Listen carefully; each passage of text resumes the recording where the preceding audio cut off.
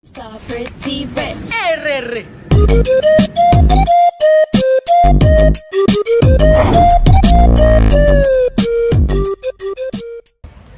Assalamualaikum warahmatullahi wabarakatuh.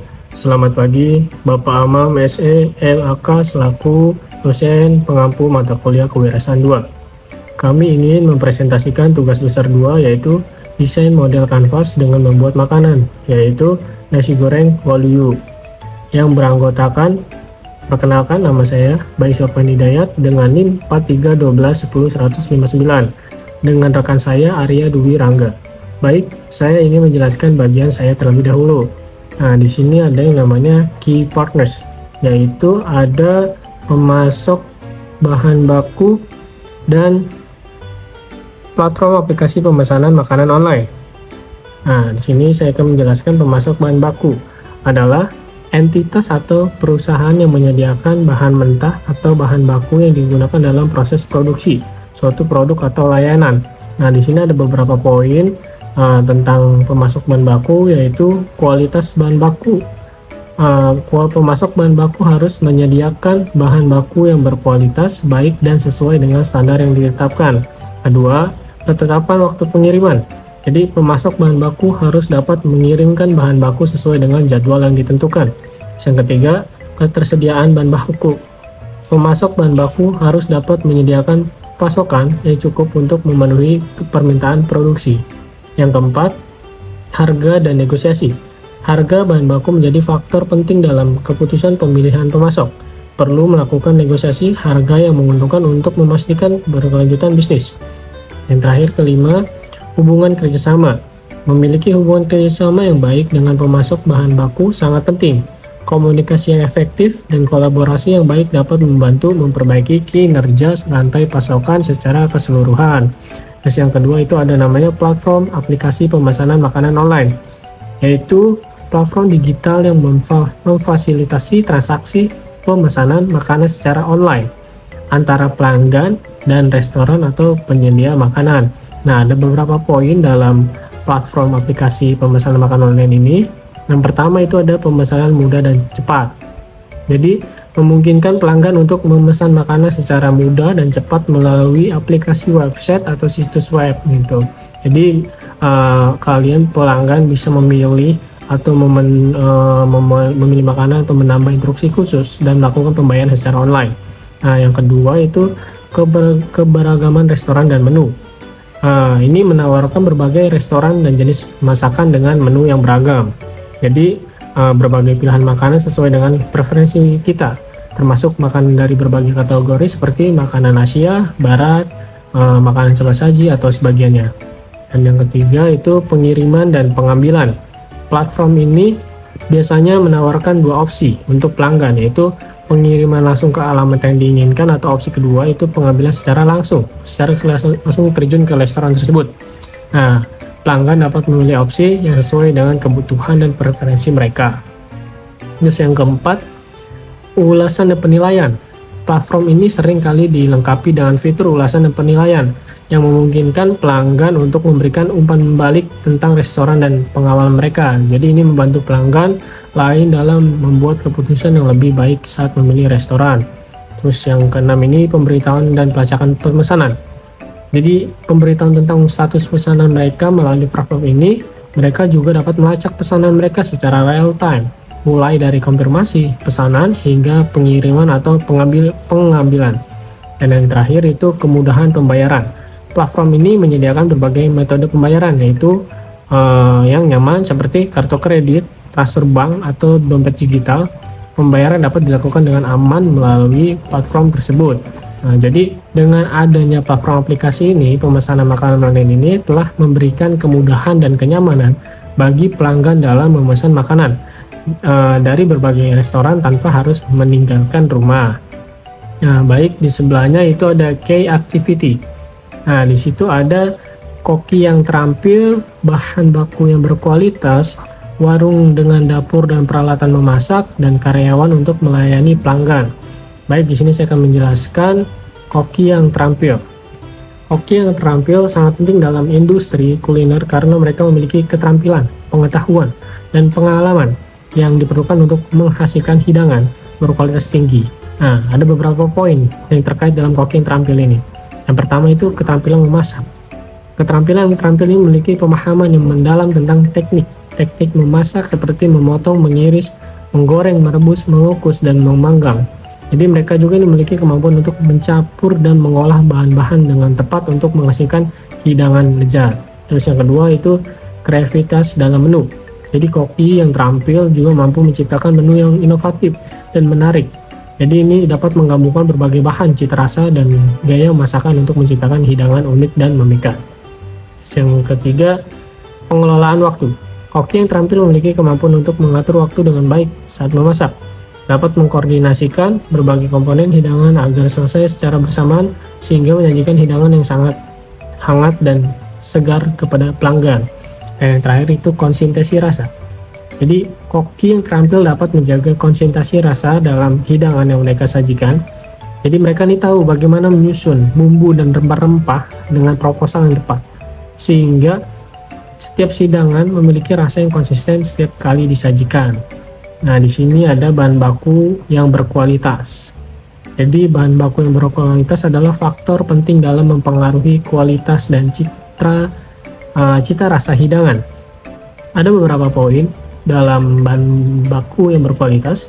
Yang pertama itu ada segar dan terjaga, yaitu bahan baku yang harus berkualitas segar dan terjaga, seperti sayur-sayuran, buah-buahan, daging, dan ikan yang masih dalam kondisi prima akan memberikan rasa dan tekstur yang lebih baik pada hidangan. Terus yang kedua ada bebas dari pencemaran. Nah, jadi bahan baku ini harus berkualitas, harus bebas dari pencemaran seperti bahan kimia berbahaya, pestisida, atau zat-zat yang lain dapat membahayakan kesehatan. Hal ini penting untuk menjaga keamanan makanan yang disajikan kepada pelanggan. Terus ada asal dan produksi yang terpercaya. Nah, ini juga harus berasal dari sumber yang terpercaya. Misalnya, memilih daging dari peternakan yang menjaga kesejahteraan hewan, atau memilih produk organik yang ditanam dengan menggunakan metode yang ramah lingkungan. Terus yang terakhir, kesesuaian dengan musim. Nah, jadi ini tuh sesuai dengan musim dapat meningkatkan kualitas hidangan. Bahan baku musiman umumnya lebih segar, lebih mudah didapatkan, dan memiliki rasa yang lebih alami. Nah, terus di sini yang ketiga ada warung dengan dapur dan peralatan memasak. Jadi yaitu memiliki dampak besar pada efisien dan kualitas operasional. Nah, di sini ada beberapa poin yang perlu diperhatikan, yaitu area kerja yang terorganisir. Nah, jadi area kerja yang terorganisir dengan peralatan dan bahan baku yang mudah diakses. Pemisahan antara area persiapan, pengolahan, dan penyajian akan membantu menghindari kontaminasi silang dan memperlancar arus kerja. Nah, terus yang kedua itu ada peralatan memasak yang tepat. Nah, jadi dalam kondisi baik sangat penting ini, misalnya kompor yang dapat diatur suhunya dan oven dengan suhu yang akurat untuk memasak dengan hasil yang konsisten. Terus yang ketiga, kebersihan dan sanitasi, yaitu mematuhi standar kebersihan dan sanitasi yang tinggi. Ini meliputi penggunaan alat-alat pembersih, pengolahan limbah, dan menjaga kebersihan peralatan memasak serta area kerja secara rutin. Nah, yang terakhir ini karyawan untuk melayani pelanggan. Jadi ini salah satu aspek penting dalam menjalankan warung makanan. Nah, di sini ada beberapa poin dalam karyawan yang melayani pelanggan, yaitu pertama itu ramah dan profesional. Nah, jadi sebagai karyawan yang melayani pelanggan harus ramah dan sopan dan memiliki sikap profesional gitu. Nah, terus yang kedua, pengetahuan tentang menu. Karyawan juga harus memiliki pengetahuan yang cukup tentang menu dan hidangan yang disajikan. Jadi kayak mereka tuh harus menjelaskan nih dengan jelas kepada pelanggan mengenai komposisi hidangan, bahan-bahan yang digunakan, serta memberikan rekomendasi jika diperlukan. Nah, terus ada namanya kecepatan dan efisiensi. Nah, jadi karyawan ini melayani pelanggan harus dapat bekerja dengan cepat dan efisien untuk menghadapi lonjakan pelanggan atau waktu sibuk. Kemampuan untuk mengelola pesanan dengan baik dan menyajikan hidangan secara tepat waktu akan meningkatkan kepuasan pelanggan. Nah, terakhir, tanggapan terhadap masukan pelanggan. Karyawan juga yang baik ya akan menerima masukan dan umpan balik dari pelanggan dengan baik. Mereka harus dapat menangani keseluruhan atau masalah dengan profesionalitas dan mencari solusi untuk memuaskan pelanggan. Nah, jadi itu poin-poin di atas merupakan faktor penting yang dapat berkontribusi pada pengalaman makanan yang baik dan kesuksesan terhadap suatu warung makanan. Nah, baik, di sini kita akan lanjutkan ke value proposition, yaitu ada nasi goreng yang lezat dengan variasi rasa dan bahan yang berkualitas. Nah, jadi nasi goreng lezat ini biasanya disajikan dengan perpaduan bumbu yang tepat seperti bawang merah, bawang putih, cabai, kecap manis, dan bumbu lainnya. Varian rasa yang beragam memberikan pilihan kepada pelanggan seperti nasi goreng seafood, ada nasi goreng ayam, nasi goreng vegetarian, atau juga ada nasi goreng pedas. Bahan-bahan ini berkualitas yang digunakan seperti nasi yang pulen, sayur segar, daging atau seafood segar, dan bumbu-bumbu pilihan akan memberikan rasa yang nikmat dan memuaskan. Nah, di sini yang kedua ada harga yang terjangkau. Nah, jadi salah satu keunggulan dari nasi goreng yang ini yang kita sajikan nih baik adalah harga yang terjangkau. Meskipun disajikan dengan rasa yang bahan berkualitas, nasi goreng tetap dapat dinikmati oleh berbagai kalangan. Berbagai anggaran. Harga yang terjangkau membuat nasi goreng menjadi pilihan yang populer dan dapat diakses oleh banyak orang. Nah, yang terakhir ini ada pelayanan cepat dan ramah. Pelayanan cepat dan ramah merupakan aspek penting dalam pengalaman makanan di sebuah restoran atau warung. Dan dalam konteks nasi goreng ini, pelayanan yang cepat berarti pesanan pelanggan diolah dengan efisiensi dan disajikan dalam waktu yang wajar. Jadi kecepatan ini tidak boleh mengorbankan kualitas rasa dan kualitas bahan yang digunakan. Nah, jadi pelayan yang baik akan meningkatkan pengalaman pelanggan dan menciptakan suasana yang menyenangkan saat menikmati nasi goreng. Nah, baik, di sini kita ke bawah yaitu ada key resources. Yaitu di sini ada resep yang konsisten, terus mengelola stok bahan baku dan persediaan, dan yang terakhir itu ada memasarkan usaha melalui media sosial dan promosi lokal. Oke, baik, di sini saya akan menjelaskan. Yang pertama itu ada resep yang konsisten. Resep yang konsisten yaitu merujuk pada penggunaan metode yang sama dan bahan-bahan konsisten dalam proses pembuatan makanan atau minuman. Hal ini juga penting agar produk yang dihasilkan memiliki rasa, tekstur, dan tampilan yang sama setiap kali dibuat. Nah, jadi mengandalkan kualitas dan cita rasa yang sama dari produk untuk mengunjungi atau memesan produk tersebut. Nah, ada poin-poin mencapai resep yang konsisten antara lain yaitu mencatat dengan jelas setiap langkah dalam resep termasuk takaran bahan, waktu pengolahan, dan suhu yang digunakan. Terus kedua, melakukan pelatihan dan pengawasan kepada karyawan agar mengikuti resep dengan tepat. Terus yang ketiga, menggunakan bahan-bahan yang berkualitas dan memastikan ketersediaan bahan yang sama setiap saat. Yang keempat, melakukan uji coba dan evaluasi terhadap resep secara berkala untuk memastikan kualitas tetap terjaga. Oke, baik, di sini saya akan menjelaskan juga mengelola stok bahan baku dan persediaan. Nah, yaitu adalah faktor penting dalam menjaga kelancaran operasional usaha makanan atau minuman.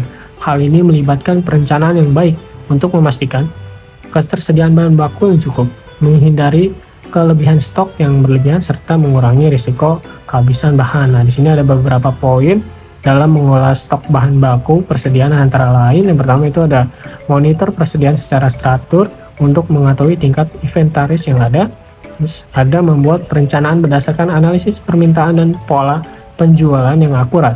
Yang ketiga, menggunakan sistem inventarasi yang terorganisir dan tercatat dengan baik seperti melalui perangkat lunak manajemen persediaan. Yang keempat, membangun hubungan yang baik dengan pemasok untuk memastikan pasokan bahan baku yang stabil.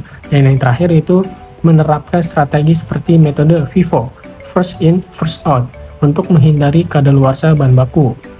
Nah, yang terakhir di sini ada yang namanya memasarkan usaha melalui media sosial dan promosi lokal.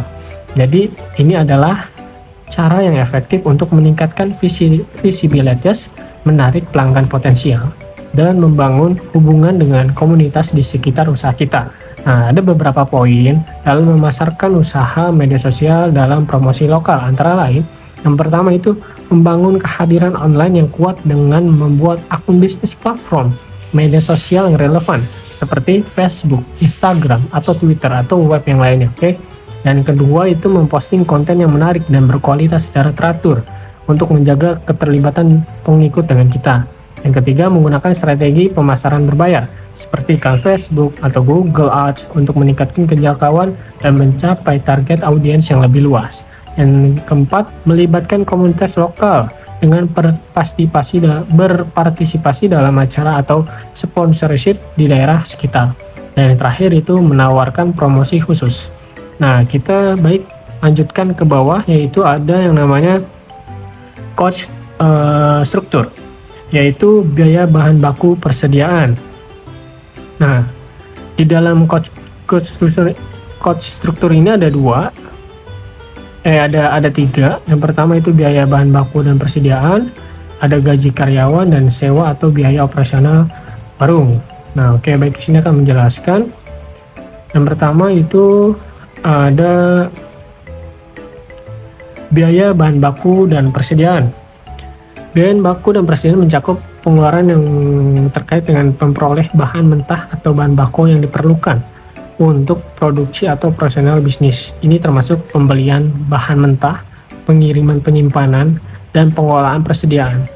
Nah, di sini ada beberapa poin dalam biaya bahan baku dan persediaan, yaitu pertama, pembelian bahan baku, biaya yang dikeluarkan untuk membeli bahan mentah atau bahan baku yang diperlukan untuk produksi atau jasa yang ditawarkan. Nah, terus yang ketiga itu ada pengiriman, biaya pengiriman bahan baku dari pemasok ke tempat usaha. Yang ketiga ini ada penyimpanan, biaya penyimpanan bahan baku termasuk penyewaan gudang, pemilihan inventaris, dan perlengkapan penyimpanan. Yang keempat yaitu ada manajemen persediaan, biaya terkait dengan pengolahan persediaan seperti sistem pengendalian persediaan, perangkat lunak, dan staf yang terlibat dalam pengaturan dan pemantauan persediaan. Nah, yang kedua di sini ada yang namanya gaji karyawan. Gaji karyawan ini kompensasinya finansial yang diberikan kepada karyawan sebagai imbalan atau jasa yang kita pekerjakan atau dipekerjakan yang dilakukan. Nah, jadi ini ada poin-poin dengan gaji karyawan meliputi yang pertama itu ada upah dan gaji. Jadi jumlah yang dibayarkan kepada karyawan sebagai imbalan langsung untuk pekerjaan yang dilakukan yang bisa berupa gaji bulanan, mingguan, atau per jam. Terus yang kedua ada tunjangan, komponen tambahan dalam bentuk uang atau manfaat non-moneter yang diberikan kepada karyawan seperti tunjangan makanan, tunjangan transportasi, asuransi kesehatan, atau dana pensiun. Terus yang ketiga ada pajak dan potongan, bagian dari gaji karyawan yang dipotong untuk membayar pajak penghasilan atau kontribusi ke program asuransi sosial seperti asuransi kesehatan dan pensiunan. Yang keempat, kenaikan gaji, peningkatan periodik dalam jumlah gaji yang diberikan kepada karyawan sebagai pengakuan terhadap pengalaman kinerja atau faktor yang relevan. Nah, yang terakhir di sini ada sewa atau biaya operasional warung. Jadi, ini merujuk pada pengeluaran yang terkait dengan menyewa ruang atau tempat untuk beroperasi serta biaya-biaya operasional yang lainnya terkait dengan menjalankan warung atau toko. Nah, di sini ada beberapa poin, yaitu ada sewa tempat, biaya yang dibayarkan kepada pemilik tempat untuk menggunakan ruang atau lokasi warung. Terus di sini yang kedua ada utilitas, yaitu biaya utilitas seperti listrik, air, gas, dan telepon yang digunakan dalam operasional warung. Dan yang terakhir yaitu perawatan dan perbaikan, biaya yang terkait dengan perawatan rutin, perbaikan atau pemeliharaan gedung atau fasilitas warung yang lainnya. Nah, dengan bagian yang tadi yang saya jelaskan, nanti akan dilanjutkan oleh rekan saya yang bernama Arya Dwi. Sekian dari saya, terima kasih. Oke, baik. Sebelumnya perkenalkan, nama saya Arya Rangga dengan NIM 43121010090. Di sini saya ingin melanjutkan dari apa yang sudah dijelaskan oleh rekan saya, Bayu. Jadi saya di sini ingin menjelaskan juga mengenai bisnis model kanvas yang usaha yang kita miliki. Jadi selanjutnya di sini saya ingin menjelaskan mengenai customer relationship.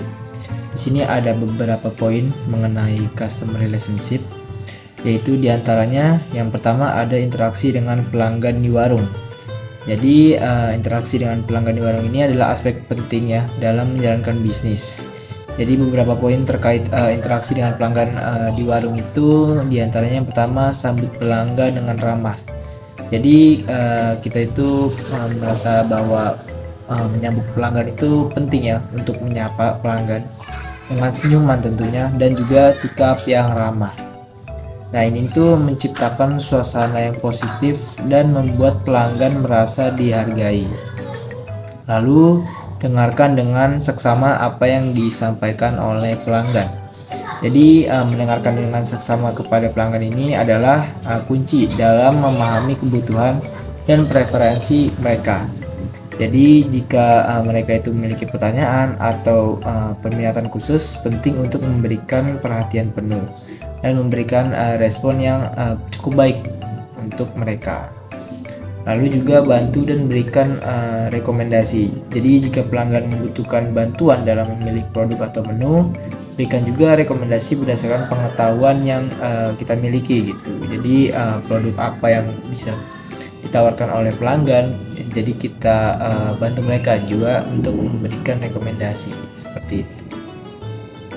Lalu yang kedua itu mengenai responsif terhadap pertanyaan atau keluhan dari media sosial. Nah, dalam era media sosial dan komunikasi digital, penting bagi bisnis untuk responsif terhadap pertanyaan atau keluhan yang muncul melalui platform media tersebut.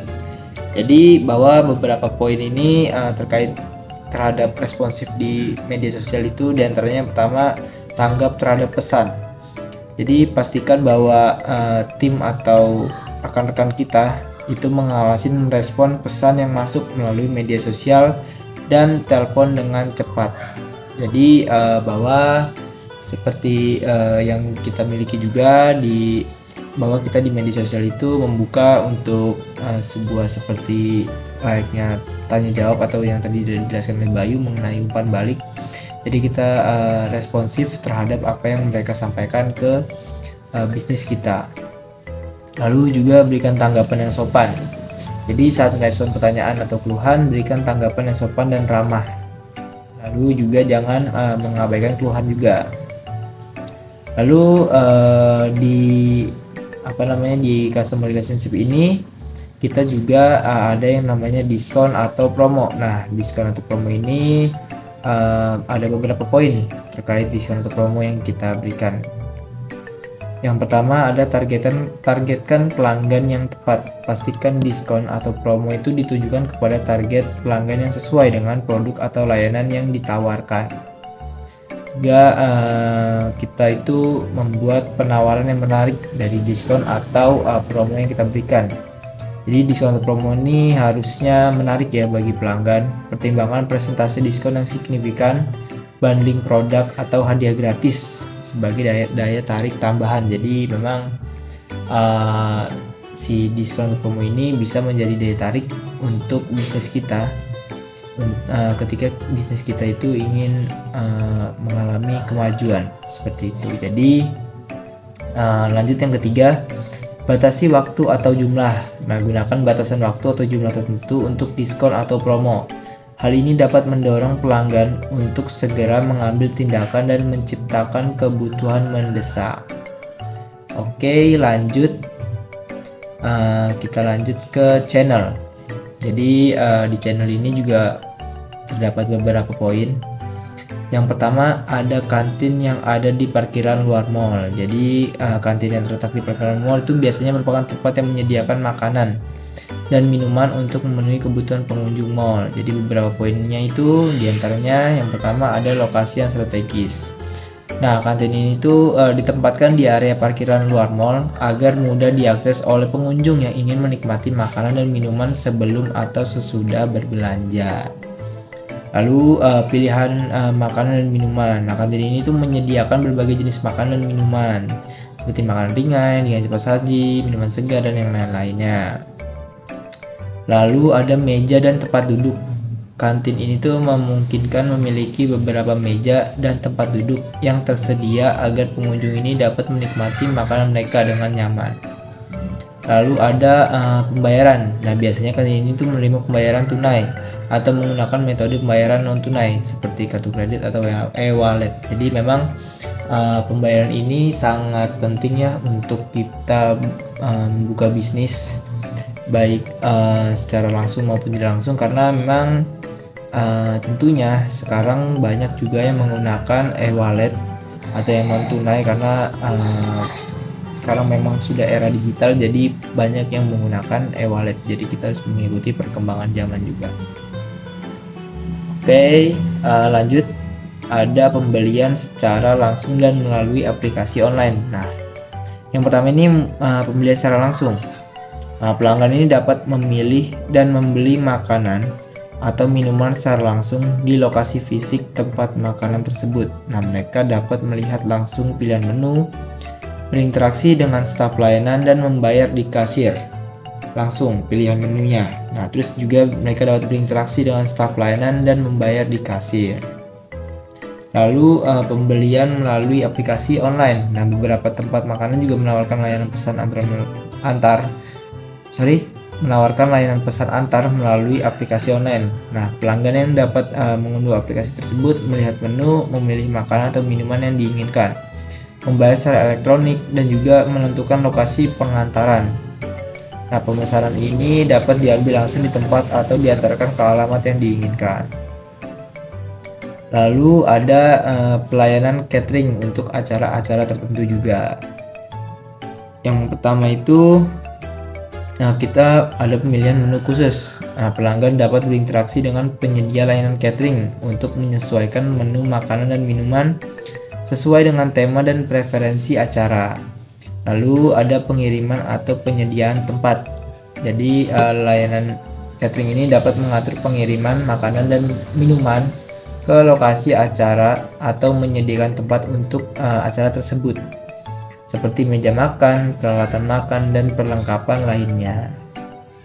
Lalu ada pelayanan tambahan.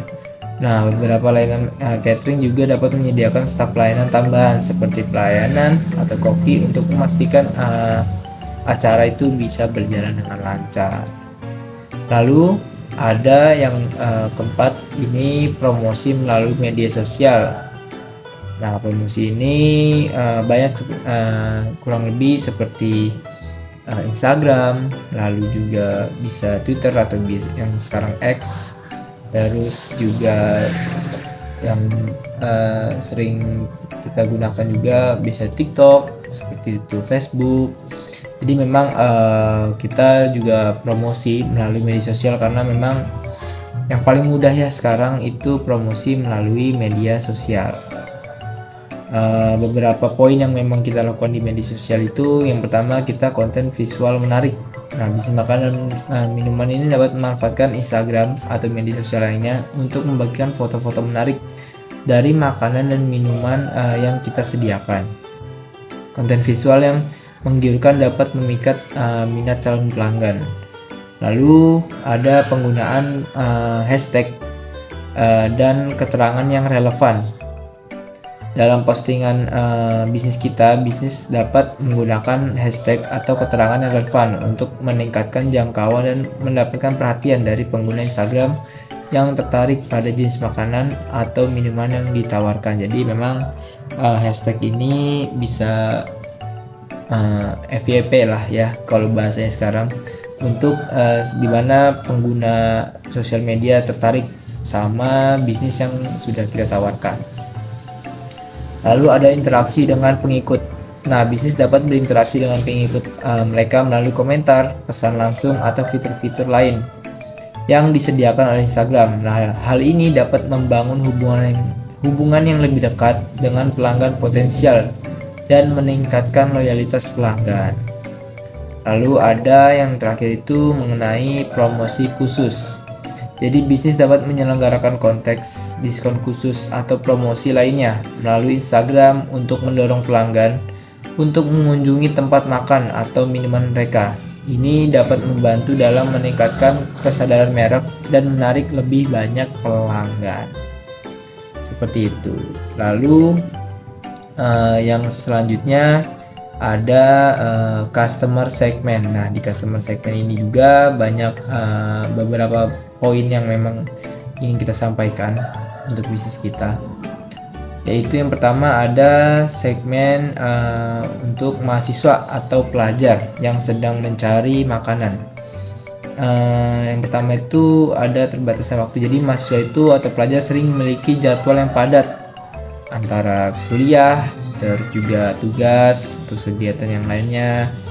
Nah, oleh karena itu mereka membutuhkan makanan yang cepat dan mudah didapatkan. Jadi memang sebenarnya banyak bisnis juga yang memang menargetkan untuk mahasiswa atau pelajar dalam bisnis mereka supaya karena tadi keterbatasan waktu mereka, jadi mereka untuk mencari makan dan paling mudah menargetkan mahasiswa atau pelajar. Lalu juga ada anggaran terbatas, bahwa mahasiswa atau pelajar itu biasanya memiliki anggaran terbatas sehingga mereka mencari makanan yang terjangkau sesuai dengan kantong mereka.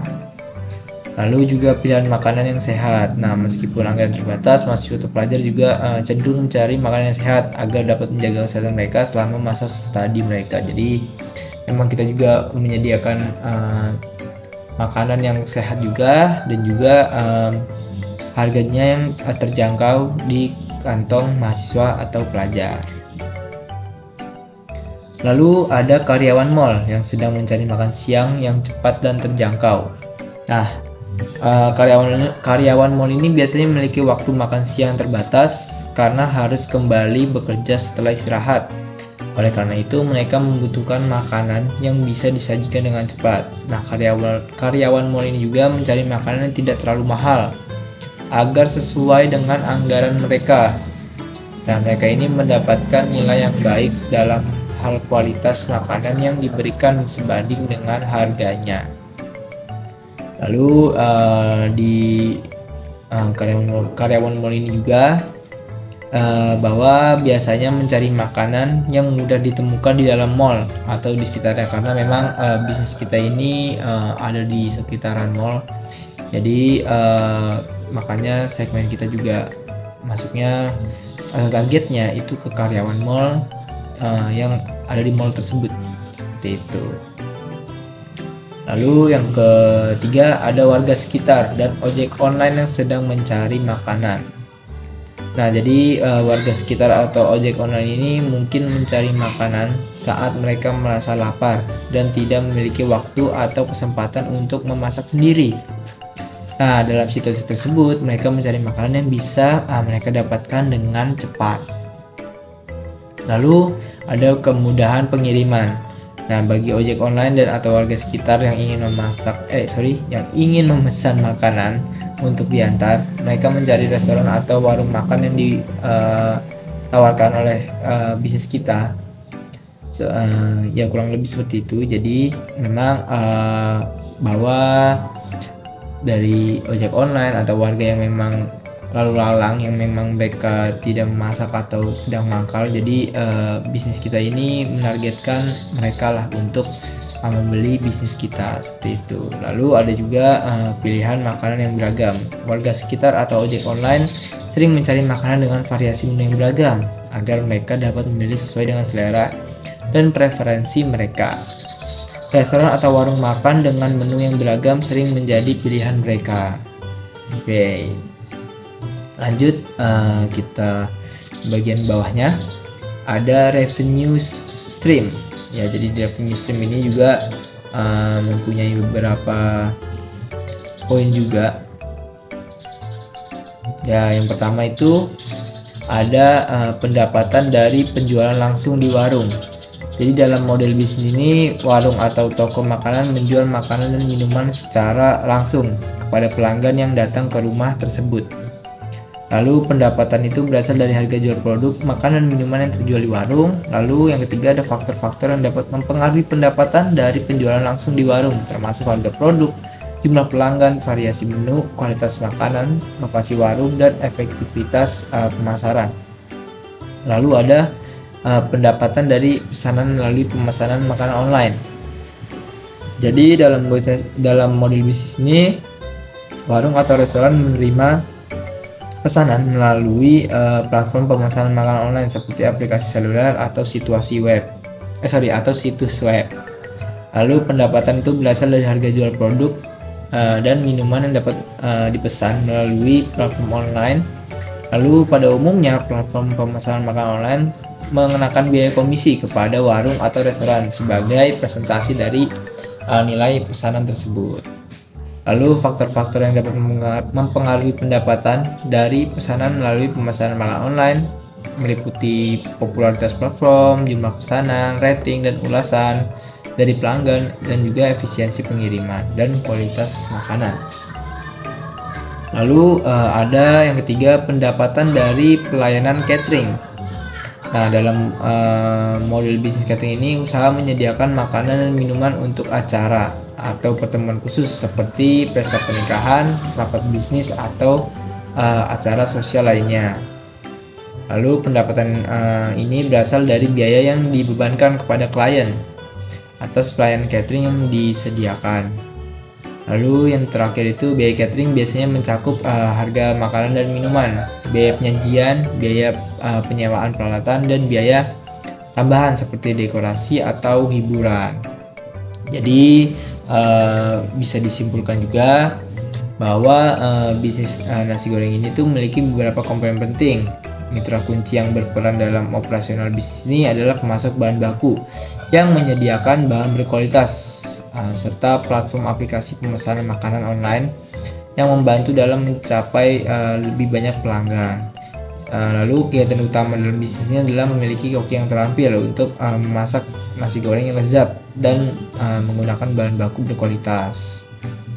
Lalu juga interaksi langsung dengan pelanggan di warung menjadi salah satu aspek penting dalam menjalin hubungan dengan pelanggan. Jadi memang bisnis kita itu lebih juga mengandalkan interaksi pelanggan, bahwa mereka ketika mereka menyajikan makanan yang sudah kita sajikan, mereka juga bisa memberikan saran atau kritik kepada bisnis kita, supaya dari bisnis kita pun bisa berkembang juga dan juga maju tentunya, karena dengan kritik juga bisa membangun citra dari bisnis apa yang sudah kita bangun, seperti itu. Oke, jadi seperti itu ya kurang lebihnya. Dan juga secara keseluruhan juga bisnis goreng ini menawarkan nasi goreng yang lezat dan juga harga yang terjangkau. Jadi memang yang sudah dijelaskan tadi juga bahwa nasi goreng yang memang kita tawarkan itu sudah tentunya lezat dan juga harganya yang memang terjangkau, seperti itu. Oke, kurang lebihnya mohon maaf. Sekian presentasi atau yang bisa kita sampaikan, yang kami sampaikan. Kurang lebihnya mohon maaf, semoga bisa bermanfaat untuk kalian semuanya. Sekian, wabillahi taufiq wal hidayah. Wassalamualaikum warahmatullahi wabarakatuh.